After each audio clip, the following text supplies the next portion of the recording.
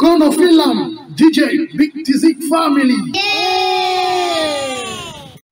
Haya sasa, karibu tena kwa watu hii Mkono Film, DJ Big TZ. So, leo tutajifunza hadithi kisa cha Juma na Bahari. Kisa cha Juma na Bahari. Juma alikuwa ni mtoto mwenye furaha na shauku kubwa ya kujifunza mambo mapya. Alipata fursa ya kwenda pwani pamoja na familia yake kwenye likizo. Bahari ilikuwa na maji ya bluu yenye kuvutia, na Juma alikuwa na hamu kubwa ya kuogelea. Lakini baba yake alimwambia Juma, usiogelee peke yako, bahari inaweza kuwa hatari ikiwa hujui kina chake, au ikiwa kuna mkondo wa maji unahitaji mwenyeji wa pwani au mimi kukusaidia. Juma alikuwa na hasira kidogo. Alifikiria, mimi ni mkubwa sasa, naweza kuogelea, kwa nini baba ananikataza? Aliamua kufanya kile alichotaka. Alipofika kwenye pwani, aliona watu wengi wakiogelea, akawa na furaha.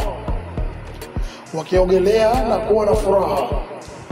Yeye alifurahi baada ya kuona watu wa aina ile. Baba yake alikuwa amesimama mbali na kuzungumza na rafiki yake wa karibu. Juma aliona fursa hiyo, akajificha na kuingia kwenye maji bila kumwambia mtu yoyote. Maji yalikuwa baridi yenye kuvutia, lakini alianza kuhisi mkondo wa maji unamvuta mbali na ufuo. Alijaribu kurudi, lakini alikuwa amechoka na mkondo ulikuwa mkubwa zaidi kuliko alivyodhani. Akawa anapiga kelele kwa msaada, lakini hakuna aliyemwona.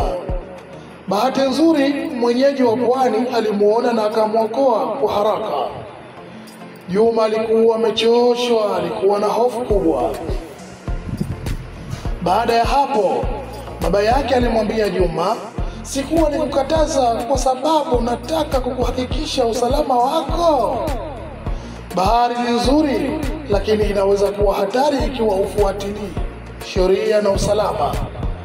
Juma, kuanzia siku hiyo, alijifunza somo kubwa. Siku hiyo aligundua kuwa kufuata maagizo ya wazazi na wataalamu ni muhimu kwa usalama wake. Tangu siku hiyo aliahidi kamwe kuogelea peke yake tena. Asante, tuonane katika video nyingine. Hili ni somo tumejifunza kuhusu bahari. Usipendelee kuoga peke yako, na hususan ikiwa huna utaalamu wa kuogelea. Tafadhali subscribe na kulike kwa channel hii Mkono Film ili uwe mwana familia. Asante.